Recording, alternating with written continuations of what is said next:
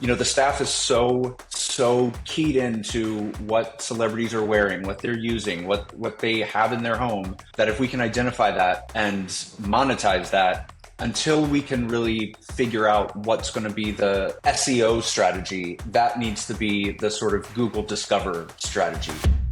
Before we jump into today's episode, I just want to remind you guys that the biggest affiliate marketing event in the world is back for 2025. It is Affiliate Summit West, and it is going down February 3rd through February 5th in Las Vegas. Guys, if you want to meet and hang out with 7,000 of the world's top advertisers, affiliates, publishers, sellers, tech providers, networks, all in one place, you have to be at Affiliate Summit West. And right now, as a listener of the Boost podcast, they are hooking you up with 15% off of your ticket. Just use the code BOOST15. That is BOOST15 when you register. Save 15% on your ticket. The link is below and in the description to grab your ticket. Now, guys, Affiliate Summit West is the home of affiliate marketing because, after all, 76% of affiliates prefer Affiliate Summit West over any other event. I'll be there. I hope to see you there. Use the code BOOST15. Save 15%. Now, let's jump into today's episode.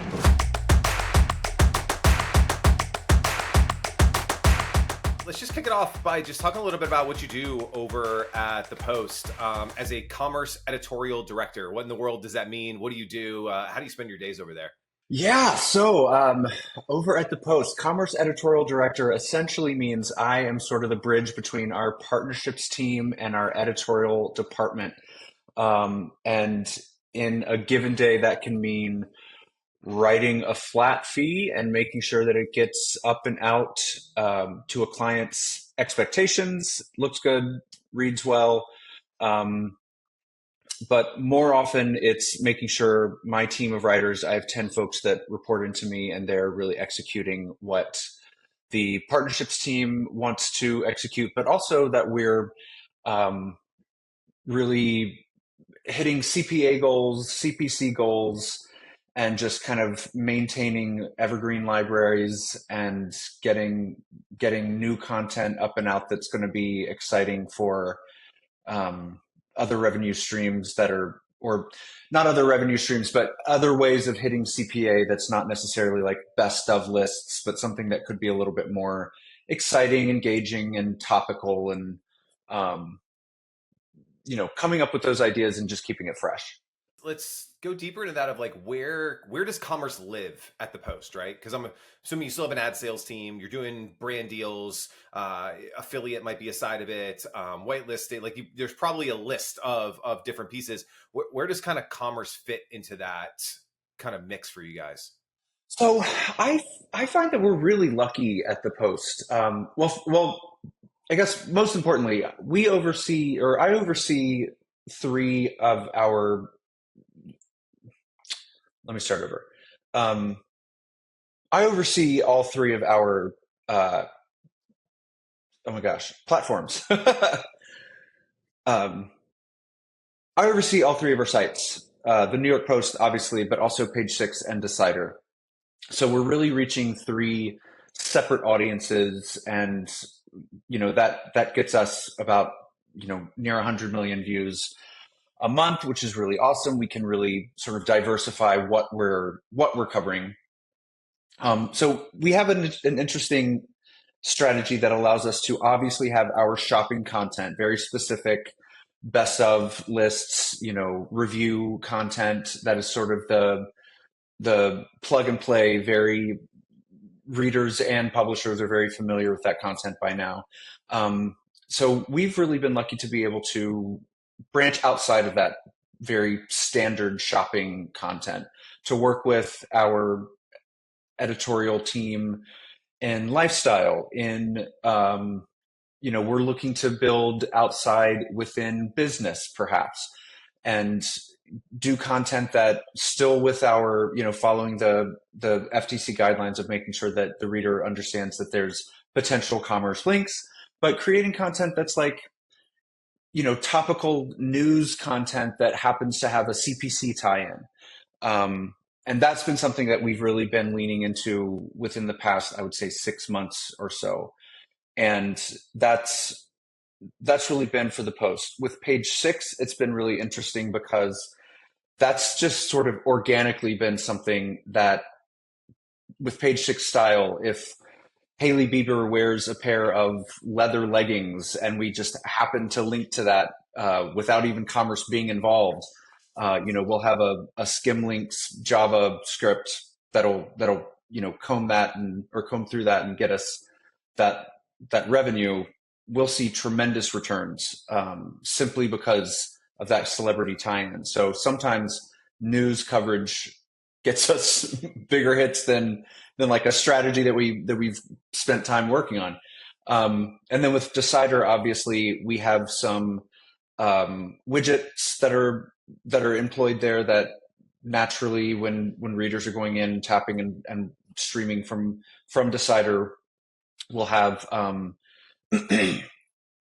we'll have automatically get revenue through those sort of built-in applications there, and then also streaming the clicking through Amazon, clicking through HBO Max, just those naturally, here's how to watch the story that you're reading about.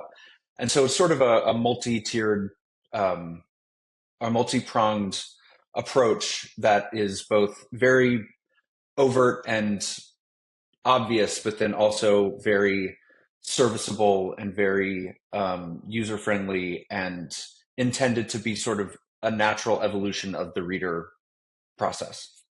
Yeah, I love that. I want to, you said something kind of early on in all of that, which is like trying to find ways to be creative, to develop new formats and not just have the best of. So I wonder if there's anything like just top of mind of maybe something you guys are really proud of, maybe something that just exceeded KPIs. You're just like, man, like we stumbled onto a format or something that was just kind of cool. That's very New York Post or very Page Six or just something that comes topical. That's just like, it's not just another top 10 gadgets you need for fall, type article, which you're still going to do, right? Which still drives revenue, but just something that might be exciting to you guys.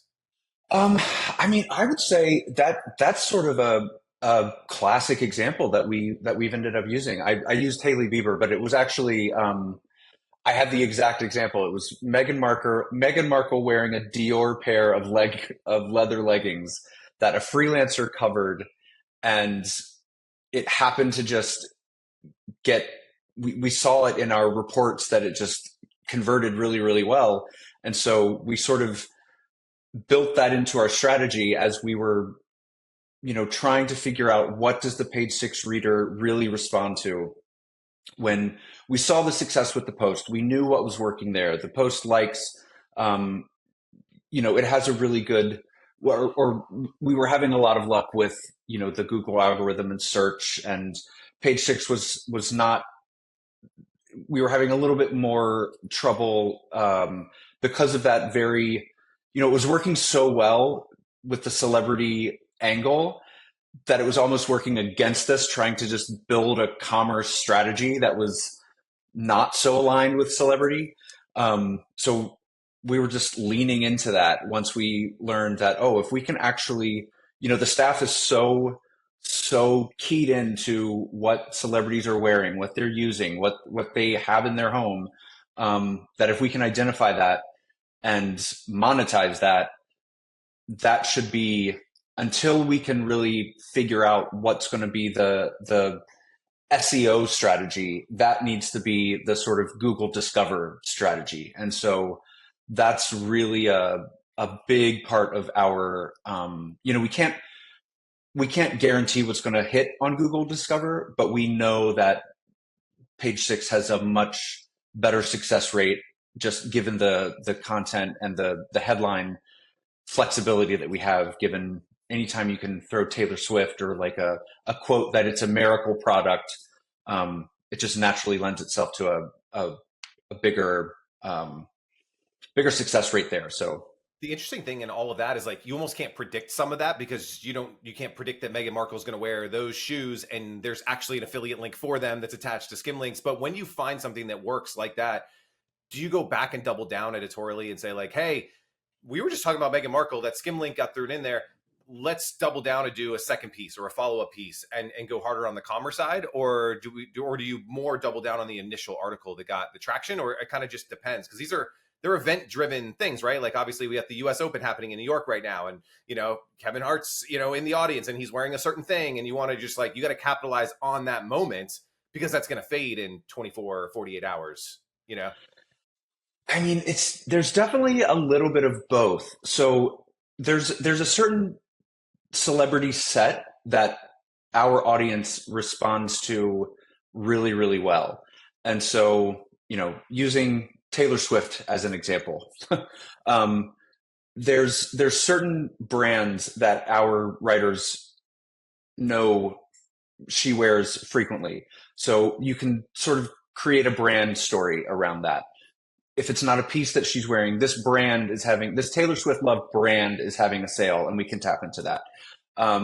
Or if there's, enough different brands that you can piece together, you can say these Taylor Swift brands are, having a Labor Day sale with all these Taylor Swift Love brands. And then you can have a group, your own story there. We have certain celebrities that have been quoted, throughout the years enough. We actually have a red lipstick story for Taylor Swift. And it's just, essentially, it's on the post, it would be the best red lipsticks. And on page 6, it's the best red lipsticks according to Taylor Swift. So that's sort of how we are leaning into an SEO strategy to sort of tailor the, no pun intended, the keyword search with page 6 and still keeping it in that celebrity mindset, celebrity forward play, but then also be able to maybe surface both publisher or both websites within the same search query to double our chances. Man, that's cool. I love that. And so now as we kind of move into, we're recording this in early September, so it's Q4 season already, which is crazy. How does strategy or thinking about product or thinking about commerce change, if at all, for you guys going into Q4? Well, it changes because we start planning for Q4 in late Q2. But really it's changing for us a lot this year. Just given everything seems to be happening earlier and earlier.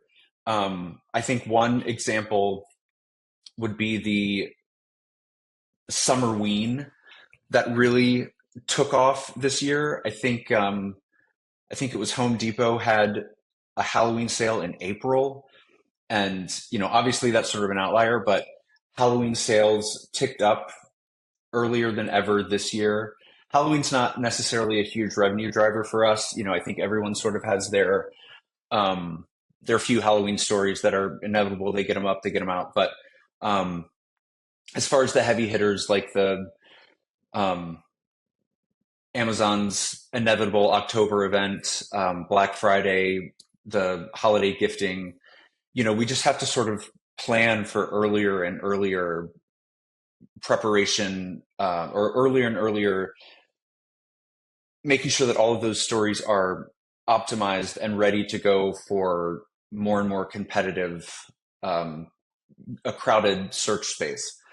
One thing we noticed, looking back in order to look forward, with July Prime Day, we saw brands linking sales to Prime Day, or I'm sorry, not brands, other publishers linking sales to Prime Day sales to Amazon a month in advance, that just to sort of tack those keywords into their strategy. And I think it worked. I mean, I think they sort of built some of that authority. And so, we're not going to get out here and start saying that we're already seeing Black Friday sales in September, but how do we compete with these other publishers, or these, maybe it's publishers that don't have as much authority, that are trying to sort of chip away at bigger publishers or publishers with more bandwidth. how do you compete against them? What are the alternative ways around that? What distribution tactics can we try to tap into to really leverage our power, to build the authority without sort of, playing dirty. Well, So it's that's wild. definitely something. Yeah, I was literally talking with our content strategist at the Grommet this morning, and usually we start, mid-November, right? As we start those early shopping sales. We have articles and newsletters going out this month in September that are like early shopping, get it before it sells out, like low inventory. So I'm just like, it's September, like this is crazy. But you're right, like you have competition out there that's starting early. They're going to start getting those keywords. They're going to start getting a little bit of that, so that when late October, November comes in, they're already, they got some nice backlinks, they've got some nice momentum, and you're almost playing catch up. It's a wild world, this holiday shopping, and everybody's trying to get theirs. Yeah, really. And then you throw in this like continuous Google algorithm update. We got dropped that one that just happened in August out of nowhere. And you're like, well, what's the update now? What do we need to change? We're in here calling in absolutely everything because everything has to be first person. It's just like, all right, throw it at me. We'll do it. We don't have a choice. We want to be out there. And yeah, exactly.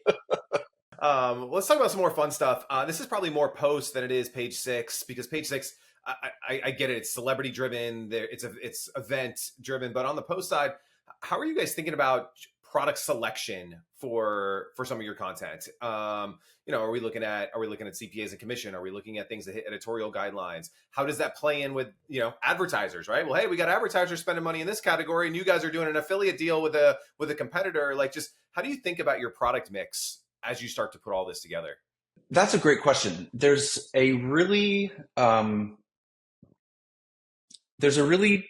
fine sort of balance there, and especially I'll use the gift guides as an example, because that's such a big a long steady kind of, we keep on keeping on with it and keep our eyes on it, but we really base a lot off of previous success, both with the story itself, but also surrounding complementary, like a gift guide for a husband. What are other complementary stories that have been successful more recently than the past year, that could give us insight into what could be popular for that gift recipient closer to, and so that's always sort of a good foundation.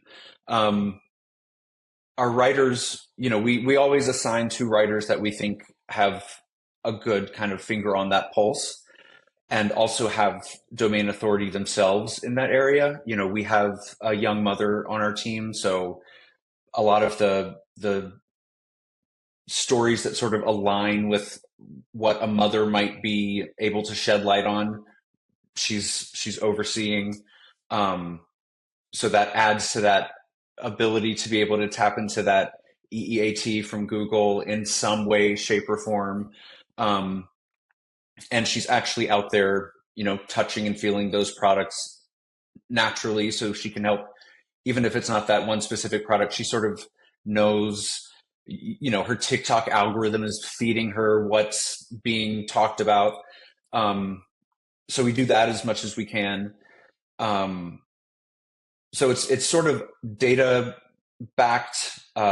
Primarily, it's relying on our writers, who we do think have their finger on the pulse of like what is going on. And then we collectively as a team sort of talk as well about like what's, one person can't have all the answers. So once we sort of have an idea, what's missing here, what needs to be maybe prioritized better, what you have years of experience, what do you think should be here? What have higher CPAs, or what has a bumped up a CPA for this year, or this quarter? Let's maybe bump that up to where we know more readers sort of drop off above this point. Let's make sure we try to like prioritize that. CPC is something that we're looking more into earlier in the season, sort of during a window shopping phase where we don't think we're going to convert as much, but we think that we'll still have people that are interested in sort of perusing and seeing what might be out there before making that, bottom of the funnel purchase. So it's definitely a continuous process that we're in right now. I mean, we're updating and we're out there, making these changes. But as far as, advertisers, we definitely are aware, and our partnerships team, that's really, there's not a lot of separation from church and state. Our writers do have editorial independence, in a sense, but it's sort of the church and state is really like the old school ad team and the affiliate partnerships team. We're getting closer. I mean, we're definitely working closer with some of the whales out there where we're having more conversation. They're having more conversations, the partnerships team and the ad sales team. But that has been something that has been slower to kind of come together. And I think probably, we just started our fiscal year. So in fiscal year terms, I think as we're into this new year, will be more conversations had with some of these really big players, but also I think much more local to the tri-state area, the New York players. I think there's a lot of interest there as well. In between, I think, is sort of not necessarily of interest, but I think those like hyper, PC Richards, those stores that just New Yorkers really know, but then also those behemoths like the Bloomingdale's that everybody knows. I think those ends of the spectrum, there will be a lot of conversations between partnerships and the ad sales team. I like that mix a lot. I had this like unique place in the marketplace because on Grommet, right, I have thousands of brands that want to be on Grommet, right, and we get to launch them, and then I get to work with all these publishers, cool people like you guys, to say like, hey, I got all these cool products, go promote them. But the thing, the question that I always get asked is like, how does my product get picked for the post? Like, how do I get on their radar? And this goes the same for like every publisher, right? Like every new, guy that was on Shark Tank, every inventor, they're like, if I could only get in the post, right? Or if I could only get in this publication, because they know what you guys can do as far as driving those orders and sales. How does somebody even get on your radar? And I know you talked about like data and things like that. That's historical stuff. I think it has a lot to do with the writers and being in their world and getting on their radar, like you said, whether it's via viral TikTok videos or it's, word of mouth or whatever it is. But like, how do these new innovative products get on that list? Because I'm sure those also help the newness and freshness of your articles. So you're not just like, yeah, we got the PlayStation up there because it always sells well, but we need the new gadget that's going to be that new unique thing that gets readers' attention. So how do you balance that, and how do you find those new things? Honestly, I think so. Getting with spending money on PR, it's just, I think that's important. Whether that PR is getting you into the right viral, TikTok hands, or is well enough known to writers that they're going to respond to the emails. So it's still like, it's a relationship side on that side, right? It's like the right person getting it into the right ear or the right inbox or the right, and Barret sent it to me, so I'm going to pay attention to it, Yeah. I mean, and not even necessarily the person, but there are so many, I've seen so many people leave agencies or brands and start their own PR place now, that like, I would say probably once a day I'm seeing a PR agency or brand, and I need to check if it's phishing, because I don't know. And I'm so petrified that we're going to get some sort of like phishing alert, and I'm going to be the one that like gets the company hacked. The whole place goes down. And let me tell you, you don't want to be the one that gets News Corp hacked. So you want to, be someone that's like has a reputation, but I think that's sort of like the low hanging fruit. I think being willing to send product, being willing to, I mean, the fact of the matter is Amazon has reach. Amazon converts well. And that from a commerce perspective, if you can be on Amazon, you're automatically, it's just easier to link to a product. And that's just going to help. It's just going to eliminate a level of friction. And there are now these, we call them lifters. You know, there's been those aggregators like Thrasio, and I feel like they've sort of been pushed out by these new, they're almost like middlemen now, like Levanta of the Levantas of the world, that they just add an element of, or they elevate a CPA, that they allow the product to be on Amazon. They allow for a PR agency to still sort of, you know, fluff the product and push the product, but they incentivize you by boosting that CPA, whether it be temporarily or permanently, or long term rather. So, you know, working with those right people to incentivize commerce writers, and I think also, you know, someone on Shark Tank, for example, understanding that commerce writers' role, I remind my team regularly, our job is to make money. I mean, we get to try things and we still want to present the right product to our readers. But, you know, that's not hard to do anymore with almost everything having some sort of affiliate, you know, opportunity. But at the end of the day, we want to generate revenue. That's our KPI. That's what we are brought on board to do. And so, you know, I sort of joke, I hope they like my sense of humor, but if you want a truly editorial position, this isn't it. We're held to a revenue standard. That's the goals we're set to. So, keeping those sorts of things in mind, I think, are important for a brand to understand when pitching to commerce writers. I think a lot of brands might still have that old school, oh, they can, you know, if a person likes a product, they can put it in.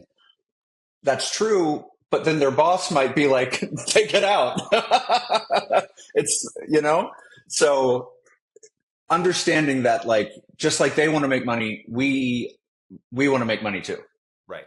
Yeah. I think that's a great answer. I think it's also a fair answer, right? That I think people need to understand. And I've always said this, like, from the days, like when I was in a band, right? Like you would go up to the bar and be like, I want to play at your bar. And they're like, we don't give a crap about your music, right? Like they don't, what do they want?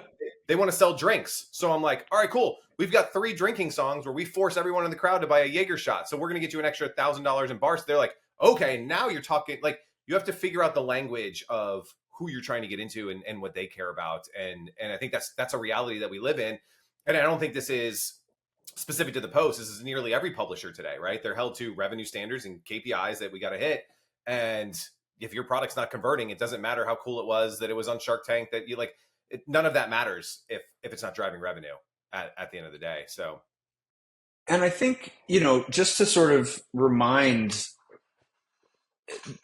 that speaks to, you know, I also want to make sure that it's on the flip side of that, like that should also speak to the quality of the product, and that, you know, there's, like I said earlier, there's affiliate opportunities everywhere. Amazon is sort of like the great equalizer. So if you're on Amazon, it's sort of fair game. And if your product is not as good as another product, it's just not, it's going to be bumped down. And that sort of allows the writers to sort of have that editorial integrity that sounds like it might be watered down a little bit when we're speaking on in terms of revenue, but I still think it allows there to be that service journalism that there has to be, right? Because just because it has the highest CPA, but then the shopper gets it and it's a crappy thing from wherever, right? And it falls apart. Well, now you've lost trust with the reader at the same time, right? And so yeah, you want high payout, but you also want high quality. Like you have to strike a balance. Right. Exactly. Um, let's change directions a little bit and just talk about where, especially running three different publications, where do you kind of see content commerce going, or maybe where do you selfishly hope that it goes, or what's going to make your job better going into the next year as it comes to content commerce, affiliate revenue? Like, what are some of your predictions or thoughts on this? Oh, predictions. So I would love to crack the social nut, as it were. I don't think I'm alone. I think that we're seeing growth in that area As where, far as like a traffic source where socials. um, across the board, I think traffic begets revenue and vice versa. Or I guess maybe a better way to look at it is just a diversity, a revenue stream diversity. And I think probably I don't think I would be alone in saying that we've been so dependent on search for so long, and Google sort of has dictated how we have to exist. That I would love to be able to count some other channels for some really significant um, ways to be able to, let me rephrase that. I would love to be able to count on other revenue streams with some certainty.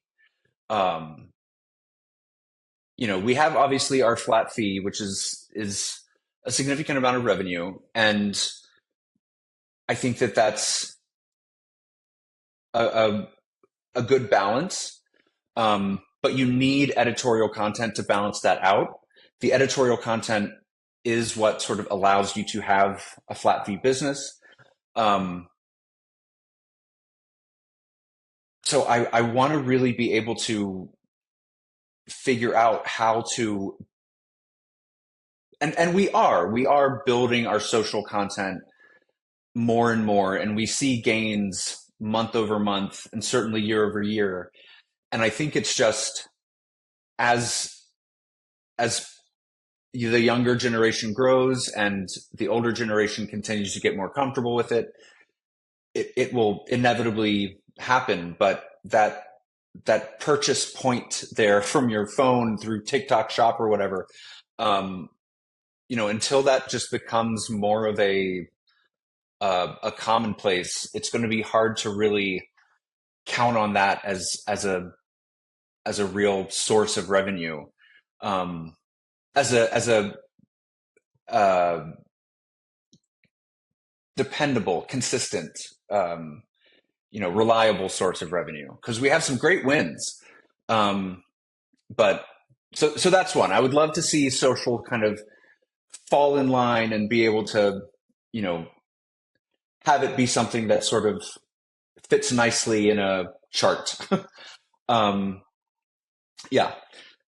But yeah, that would be, so I guess that's not really a prediction. That's a complaint.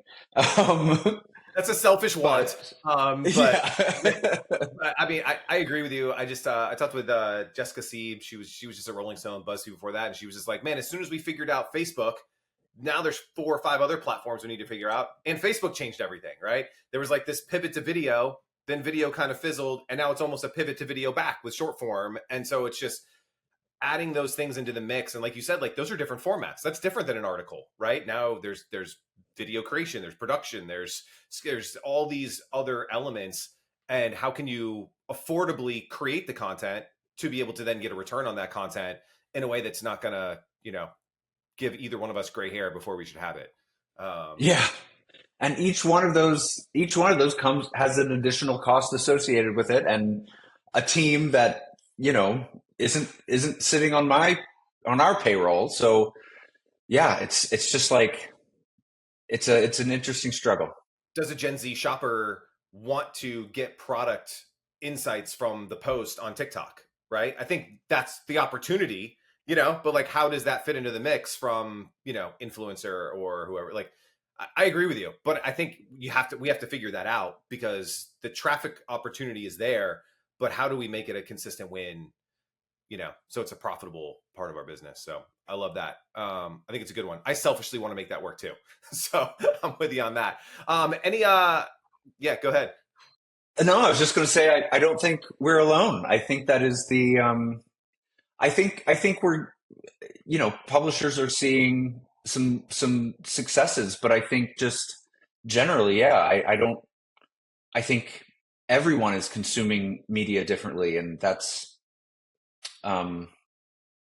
it's trickling down to commerce as well. They're consuming media, they're shopping differently. And so we're all just sorting out which ways are going to work for our audience, because the Post has a very loyal audience. We have a very loyal group of people that come to our homepage every day. So how can we find them in our social? So it's an interesting conundrum. Very interesting. As we wrap up here, just anything else you want to maybe share about the Post as its approach to content commerce? Anything that you're doing? Anything fun that you guys are testing in Q4 that's just fun to share with the folks? Testing in Q4. We have just some great product updates to the site that I think are being rolled out. If I can, yeah. I'm like, I know a couple things have recently rolled out, and hopefully a couple things by Black Friday. So things that readers may or may not really notice, but are definitely big things for us.